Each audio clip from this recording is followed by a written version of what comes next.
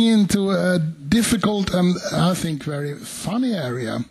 We talked before the break about Colbert Report, and we have also heard about the CSI effect. That is when other forms are used to promote science. And I said we will beat a comic, which is partly true when it comes to Harald Eia. I saw him actually first as Skavlan, the very famous and very popular talk show on Swedish and Norwegian television, when he was put forward as one who was, I think, very hated, at least, or something like that. Yeah, you had been in trouble, so controversial. We'll take that bad. So I thought, oh, that sounds like an interesting guy. So I looked it up at the net and saw the debate that has been in Norway, and also discovered that was a field I worked with all of my life, science journalism. And then you sent me the DVDs, and I said to Harald, wow, this is what I wished I had done during my time as a science journalist. With this small introduction, Harald, the floor is yours. Thank you so much for this great introduction. It's a great honor to be here in Gothenburg. I haven't been here since I was 15. And I kissed my first girl here, actually. So I wonder if she's here tonight. I will talk about Hjernevask, which literally means brainwash. It was a show that aired on the Norwegian Broadcasting Network in 2010, spring. And it was, to my and everybody else's surprise, a huge success. It had a market share of almost 40% and 500,000 viewers. Pretty much considering that it was just 5 million people, so I guess it would be like 1 million here. And it stirred up a huge science debate, and we counted more than 2,000 articles in Norwegian newspapers. So I'll tell you about how we made the show, how we thought when we made it. And it was a controversial show. Some called it gonzo journalism.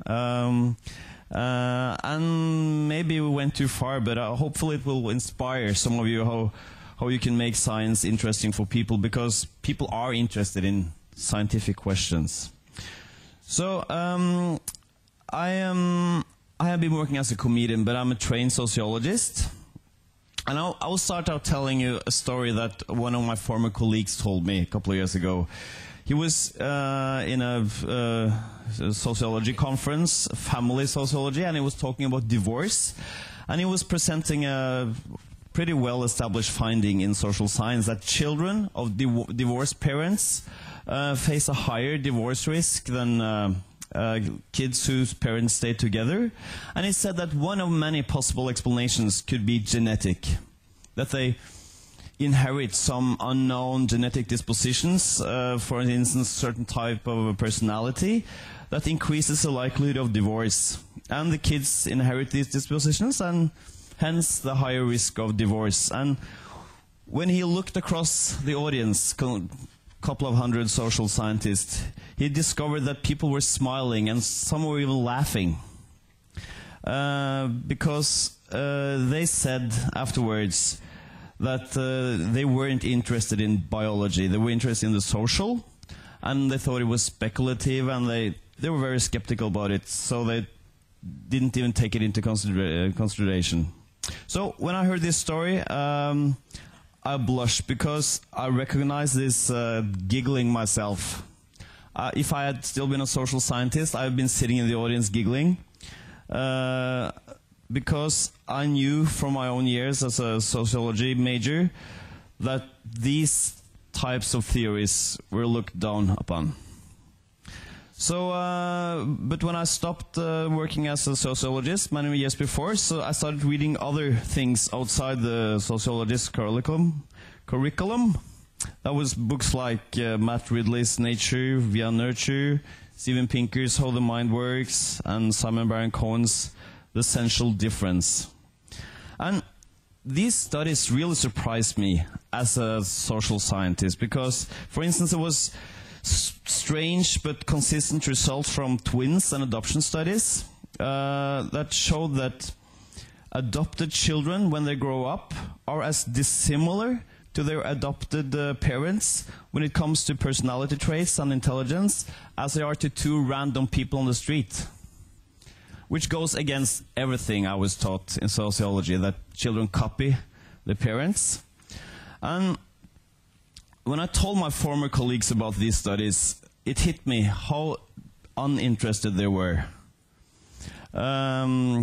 They said these studies, very speculative, several methodological weaknesses, and I got the feeling that they never had read any of these studies themselves.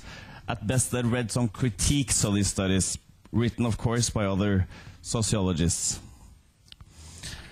So I decided that these perspectives were interesting, so I wanted to make a show about it. I started to getting the idea of this TV series, Hjernevask, Brainwash. But when I've been working with comedy a lot of years, not with journalism, and one of the comedians I've been working with, now one of these script, or one of those people who have influenced me is a screenwriter, Robert McKee, who has written a book called Story. And according to McKee, in a good, exciting movie, you can observe how the main character is moving closer to a specific goal before he's removed from it, and he has to start over again to obtain the goal. So this produces a dramatic structure, kind of back and forth narrative structure that you see in every popular movie. Take Notting Hill, for instance, where Hugh Grant, the protagonist, and Julia Roberts, his goal. At first, Grant gets her, almost. It turns out she's married and he's removed further from the goal. And this goes back and forth a couple of times before he gets her. And the same structure you see in crime movies. The detective moves closer to the solution to the murder mystery before it turns out that he had the wrong suspect all the time and has to start from scratch. So,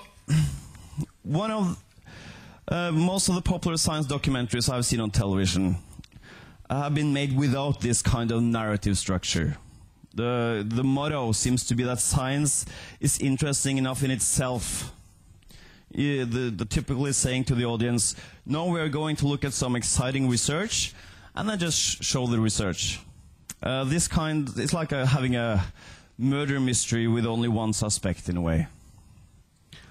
So it's not really exciting unless you're a scientist yourself. So I wanted to make it more like a detective story with more than one suspect. So first we presented a mystery, and then one hypothesis to answer it, then another conflicting hypothesis, and in the middle me, cast as a detective. Actually I had Columbo, if somebody remember him, as a role model here. And I talked to different scientists who points to either suspect A, could be biology, or suspect B, culture or socialization as a murderer. So in this way the audience will wonder which scientist is right, and that's what kind of makes this exciting. So to make this narrative structure work, I had to choose mysteries or topics where there were competing theories and explanations. For instance, is the similarity between children and parents' educational level due to nature or nurture? Are gay people born gay, or do they choose to become gay? Could there be any genetic contribution to observable IQ differences between populations? Very controversial, of course. And could occupational differences between men and women in Norway have anything to do with inherent gender differences? So I interviewed different scientists and I showed the clips of what one camp said to the other, and kind of made a conflict. I can show you some couple of clips. This is, let's see. Oh, come on. Yeah, here, this show was about the fact that still in our egalitarian society, it's like parents with high education get children who take high education, roughly. And this is a reproduction of the class structure. And why is it like that? The most common answer has been because at home you learn, you pick up things, you're stimulated, you read books, you get used to how the school works. But the working class kids, they are, not as stimulated, there aren't as many books. But most people have this intuition that there is some genetic explanation here as well. Because you see, siblings aren't exactly the same, even though they grow up in the same home.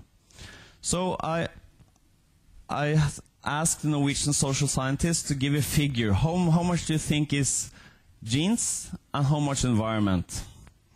And of course, by pressing them to say a number, I kind of put them in a trap. So I can show you just a short clip here. This is Richard Plummin. He's behavior genetics. He works with a huge adoption project going on since the 70s. And he's watching some clips of some of the Norwegian scientists here. Let's see. Hernes trodde gener betydde maksimalt en tredjedel, og Tungesvik enda mindre. Jeg tipper at det kan godt være 80% er det sosiale og miljøet. Okay. Yeah. The professor said that, he'd guess about 80% is due to social influences. Well, I'm not guessing. I'm saying about 50, 60, 70% is due to genetic differences. Gener betyr altså mye. Okay, so we made them to disagree. And in this way, these other scientists, they got really angry. Because I showed what they said to other scientists. And that's what kind of made this show so exciting, I think, that people felt that, hey, this Hernes I mentioned here is a former Minister of Education. He was so angry. And I'll show you a different clip. It's about homosexuality.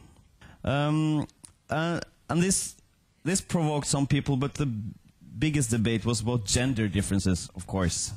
The fact that in Norway and Sweden as well, countries that are, according to the UN, the most gender egalitarian countries in the world, still there is a strange thing going on in that there are still 10% female engineers, or 15, something like that, and pretty the same number last 20 years. And why is that? Is it because women report that they are not as interested in working with things as they are working with people? So again, is this something to do being with that women on average are born with different interests? And that sparked the biggest debate, I guess.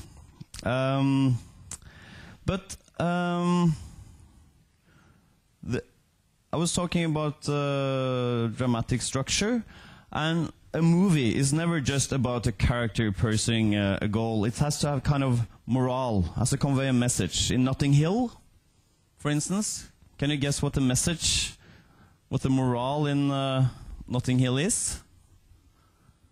If you could guess? Huh?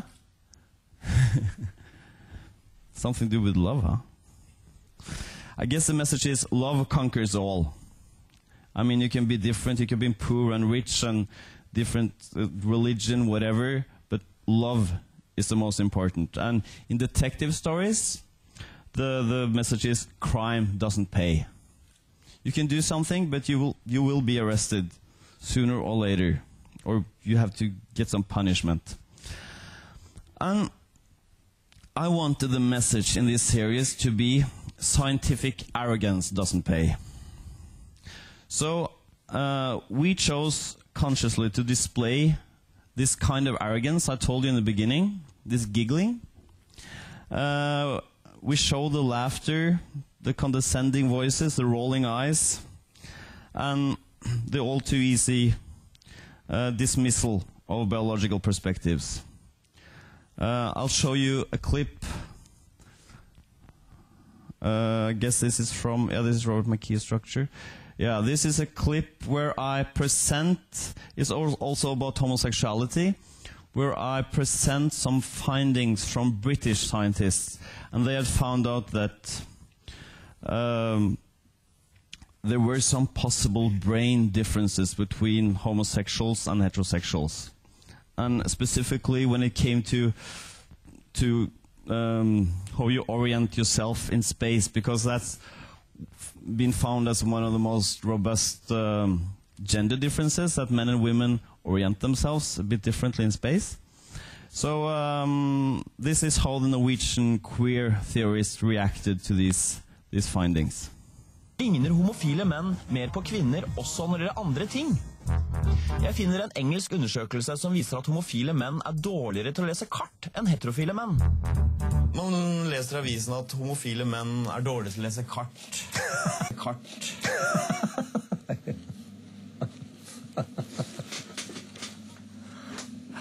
Ja, altså den type, jeg får jo dette inn hele tiden. Du lei av det, eller? Ja, altså jeg kan ikke ha noe le av det, for at det jo stadig vekk nye snodige forskere som setter opp de snodigste ting og prøver å påstå at de har funnet noe, men det så tynt og marginalt og dårlig forskning at det har ikke noe utsagnskraft, rett og slett. Det har ikke troverdighet. Men det mer også. På Karolinska instituttet i Stockholm har de funnet ut at hjernen til homofile menn og heterofile kvinner reagerer likt på lukter. Så når du leser sånne studier på Karolinska, så fant de forskjeller i hjernen mellom heterofile og homofile. Hva tenker du da? Nei, jeg synes vel egentlig det ganske patetisk. Fordi? Fordi det igjen et sånt nærmest fanatisk fokus på uvesentlige ting. Og jeg tror ikke at det godt hold i noen av de undersøkelsene egentlig. Det vel egentlig kvasivitenskap. Det vel veldig ofte vår tids kvasivitenskap de holder på med. Ingen undersøkelser har klart å påvise biologiske forskjeller. Ikke én. Men de tror så sterkt. De tror så sterkt at de fortsetter å lete etter homogen, etter homohormoner og etter liksom. And that was kind of the key point to the show, that because most people say, I guess there's some nature, some nurture. What I found out was that many social scientists say that there's no nature, and that was like that was what gave the show the power and the excitement. That some actually say, no, B has not murdered, B is innocent. So my job was to find out, can it be that there can't be some nature here? And as long as I could find that, I had a good case. So what I discovered was that there was not many people on the biological side that said there's only biology here. Genetics is everything. It was on the social scientist side that said that. I guess 50 years ago it would be different, but the last 20 years, in some ways, the tide has turned the other way, maybe a bit too far. And then what I did in the end of the show was that I kind of tried to focus the show. I tried to really press the Norwegian scientists, showing them clips, confronting them, trying to make them explain why they said what they said. And it was quite tense there. And it was even worse in reality. I can show you one clip. Is also from the homosexuality program, because here many scientists are quite political, so it's an emotional issue for them. Let's see here. I'm presenting her with.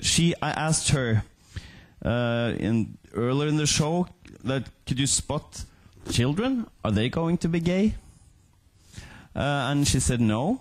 And I talked to a British professor in psychology, Glenn Wilson, who said there were several studies that you actually could see that some children are going to be gay, and a couple of other studies, and I presented her with their results.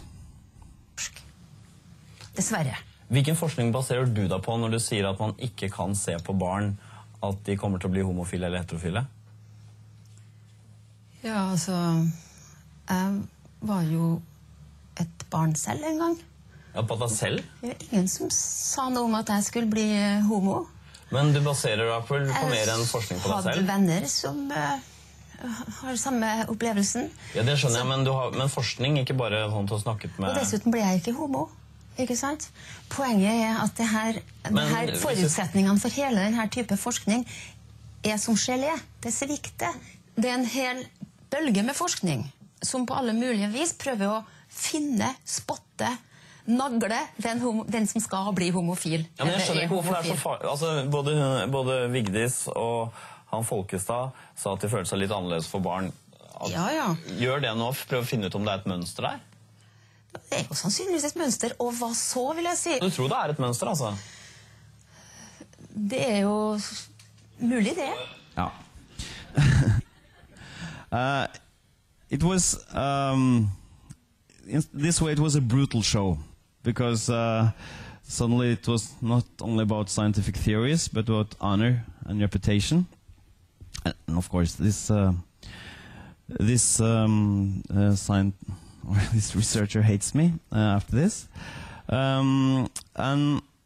But people in Norway were quite angry at the social scientists and accused them of being ideological and unscientific.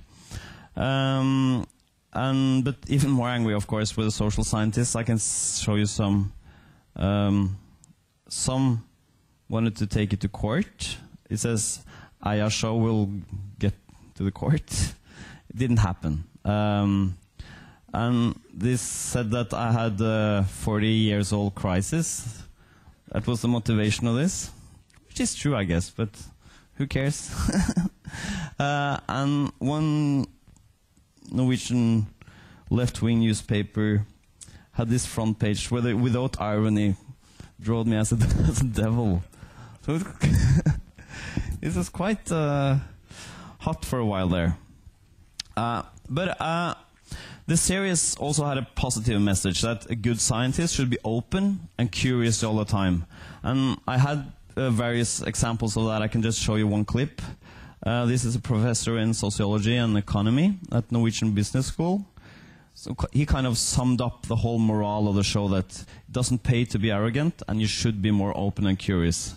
Min opplevelse av samfunnsfagene når jeg arbeider der som forsker, det også at de veldig preget av sånne interne normer om at det visse ting som det rett og slett veldig faglig ukorrekt å beskjeftige seg med. Man blir nærmest litt sånn tilsnusset hvis man kommer inn og trekker inn biologiske forklaringer. Og det kan man jo si sett som vitenskapelig sett en veldig uprofesjonell holdning, for det som vitenskapsperson så bør man jo være nysgjerrig på alt. Ja, det jeg føler også. Og det derfor jeg blir litt fortumlet når jeg møter samfunnsforskere som liksom overhodet ikke vil berøre disse... Ja. After the debate kind of calmed down after the summer, the Norwegian Academy of Sciences had a debate about the show, and then they expressed that they liked it, and they said it was brutal but necessary. And I got the idea of making the show in Sweden.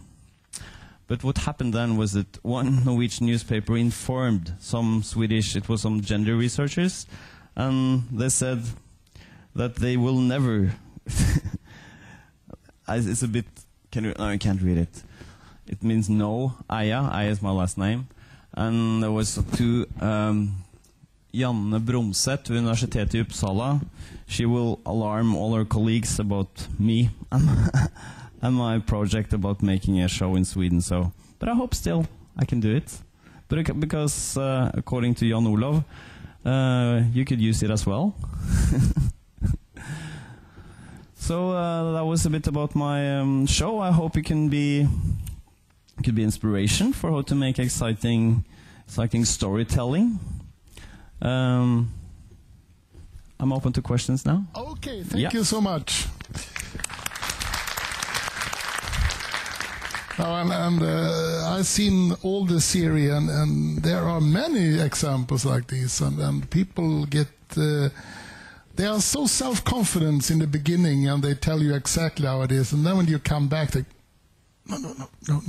It's, the Columbus effect is always brutal, I would say. It's fantastic. It would be very interesting to do this in Swedish, but of course we have to use some... You have to work in disguise, I guess, so they won't recognize you. Yeah, actually my friend and colleague Fredrik Skavlan is one of those who is really interested in it, because he says it's... according to him, it's the political climate is even more correct here than at home. It's really I won't say anything about that. Okay. But you worked with Robert Gustafsson a lot. Couldn't you use him as a program? Maybe. I know there are some comedians. The guy who made Verstaspråket, Fredrik Lindström. Yeah, maybe he's educated in. Yes, language. Yeah, language. Yeah. And there's some other candidates as well. I don't know yet. Because I think one of the advantages you have, you can see that when you watch the show, was that people first laughed a little because they were not sure if you were in your role of a comedian or if you were a reporter. So they opened up a bit before they sort of closed. I think academics, they care about how much education you have. Because I'm a sociologist, they felt safe. Yeah, and they opened up, and they trusted me. Yes. I was a part of the tribe, but they didn't know that I've gone to the other side. You also have a part of your education in Sweden, don't you? You mentioned that. No. Swedish the kissing of the girl when I was 15. That's a very important part of the education. It is. Okay, questions. Yeah. Yes, there. We have 2 questions. Yes, a second. Well, I imagine that it would actually be quite easy to get researchers in doing dark matter, dark energy, exoplanets, which is my area in astronomy, to say things that are inconsistent with each other, and to say things which seem to be inconsistent with what people generally believe. And I wonder whether how can you manage to keep away from a populist agenda, that these people are getting paid too much money to think stuff that is irrelevant, and what they're talking about is a load of rubbish? Because there are a lot of people who believe that about even quite sensible science. Mm-hmm. And I mean, personally, I know a lot of queer theorists, and I think they're doing a good job. But obviously, they're not doing the job that you were expecting them to do. So I wonder, how do you keep on the right side of that? Because many people said that it's a right-wing populist show and it's anti-intellectual. But my impression was I've been around talking a lot about this show, and people are so interested in these questions. And what they feel is that, for instance, teachers who's been asking about genetics when they go to when they learn to become teachers, these questions are considered being unpure. They aren't even discussed. So what I felt wasn't that people said, hey, let's not use our tax money on science. What they felt was, hey, don't be so political correct. Do some research on gender and sexuality that's without the political agenda. So I think, but I agree, we consciously chose questions that the public were in collision with some of the experts. So it is populist to a certain degree. But sometimes but when it comes to, I think we should trust people more. I think common people, they have a good intuition. I mean, I've been working as a comedian for many years, and as most comedians, I tend to, I become a nihilist, when it comes to taboo matters. I don't care anymore. But the audience, they have a sensitivity. They have a good morale, I think. They have a good compass. So I think we should trust if people's reaction has been more science, not less. Okay. That's what I think. Peter, just a second. Yes, but then you have to be. I mean, most science is finding the news outside the realm of understandability for ordinary people. I mean, so you have to. The news that comes out from science is counterintuitive most of the time. The Earth isn't flat. I mean, how do you then trust people's intuition if you are going to tell them something that is counterintuitive? then you have to phrase your new findings in such a way that it fits with the intuition. And that is a little tricky, I think. Yeah, you have to show them that their intuition is wrong, I guess. I mean, how did people show that 500 years ago that the Earth was not flat? So, but it's a challenge, absolutely. But it's possible to do that. I mean, it's always smart to connect with people to start with the prejudices. Sometimes the prejudices are right, sometimes they're wrong, but start to meet them there and lead them, and then it can really take them far. I think you can, even though physics is counterintuitive, I think people are open to, they understand there's something strange going on in the microcosmos, and I think it's possible to do that. I see it more as a challenge than like a danger. I don't know if that was this answer. No, I mean, the science of today is there's a lot of flat Earth theories on around take dark matter for a... Well, yeah, dark matter, yeah. No, but you can go more closely to something that affects us very more directly personally, and that is the gene. Everything, people don't consist of genes. All the same genetic science is the most important and most counterintuitive thing today. And I mean, scientists look upon you as a result of an sophisticated intrigue play of genes acting together with the environment. Yeah. But the human intuition tells me that you are a human being and not a drama between genetic and environmental forces. So how do you really make those two pictures go together?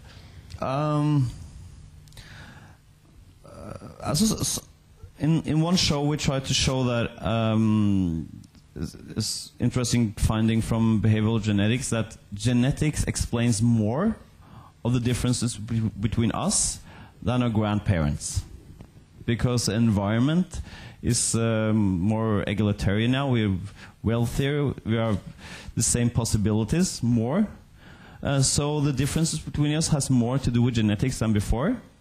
And that was a point when I started to talk about it with my friends and people I worked with. They didn't understand it. It was so complicated, but we managed to explain that to people. So I think it's this really complicated interaction between genes and environment, of course, is hard to explain.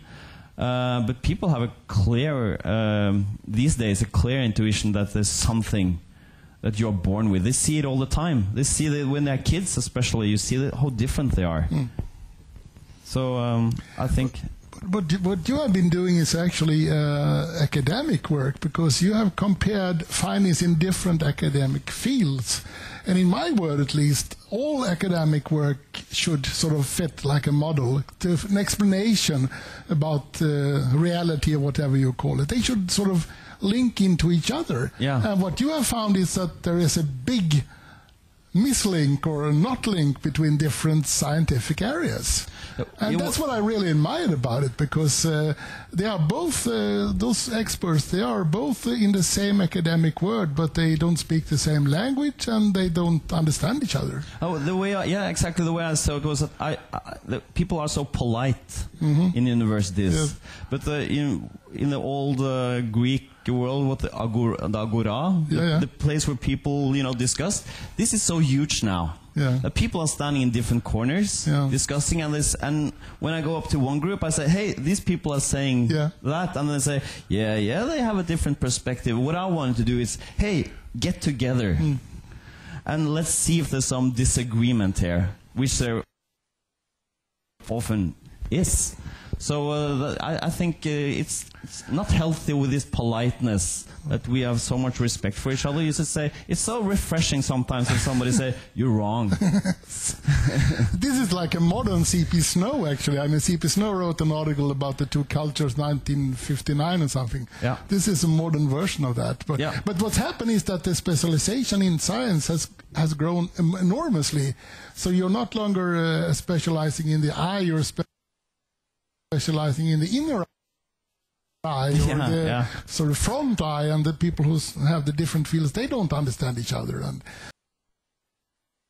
so it's very, very very telling, I think, about science. Yeah, it's hard to find really conflicts and meeting points, actually. But you're not you don't get any hate mails anymore, or happens? No, it was, people are quite polite. I mean, again, this is a picture of this mad mob out there. Yeah. I don't see them, actually. Of course, there are some. Should have been yesterday when there was football. Yeah. Okay, except for that, yes. No, you shouldn't be scared of the layman, of the common people. We had a saying in the Swedish radio: we should start with the coffee on the breakfast table and then explain string physics out of that. Yeah, we should start with the everyday. Exactly. Yeah. And physics is interesting because we are all intuitively, or we have a Aristotle physics, or intuition says that if you throw something, it will lose its speed. So Newton physics is counterintuitive, and that's kind of it's a challenge to explain to kids that Newton physics, and I think that's a good starting point as well, to show that their intuition is wrong in many cases. Okay, Tommy has a question here, and then don't worry, because we have a last-minute change in the program, and our guest from Denmark, Morten, he has hurt his back, so he's back, resting, and will not attend. So we have only 2 points at the afternoon. It's Harald, and then it's talking about Newton. It's Eloko sitting up there from The Guardian. So we are in time, so don't worry about the time schedule, which I am a bit. Tommy? Please. I just wonder, what's the main difference between you and Michael Moore? That's a good point. He's thinner. Yeah, I was compared to Michael Moore, and I would say that he's more speculative and subjective. That what he did, of course, with his name, this old actor who had Alzheimer. These are scientists, and what he did with there was some part of the Colombo, the massacre. I don't remember what's the name of that. Bowling for where he had been manipulating, so it looked like the bank was renting out money and delivering out guns at the same time in some way. I haven't been. These people said these things, and so I felt I was more not as subjective and not as manipulative as him. But it was an aggressiveness here, absolutely, in this project. So. But you the first interview, you let the experts talk really a lot. They got all the room they needed for explaining. So. Yeah, that's what. I didn't get the impression that it was sort of hard edited. I don't know if it was. No, it was not hard edited. It was some complaints about it when we laid out the whole sequence, so people could see it wasn't edited. But what I said that I will show these clips to other scientists, but I didn't say that I already knew that I had someone in US that disagreed, So I had this plot going on already. So they felt I was a bit too cunning in a way. So that's one of the criticism. This is what politicians are used to all the time. It's okay, David. It was very interesting and commendable work. But it's interesting how it challenges the traditional journalist role, because in two ways you were very, very subjectively enthusiastic towards the end. You said, yes, that's the way I feel as well, and you wouldn't really have a journalist, we wouldn't really be allowed to do that with the current norms. In the 70s, there was a much more of that line, or 60s, that you could be more subjective, and then it swung back, and now it's on its way back again to the subjective with blogging and so on. So that's very interesting, and also that you didn't present, both sides.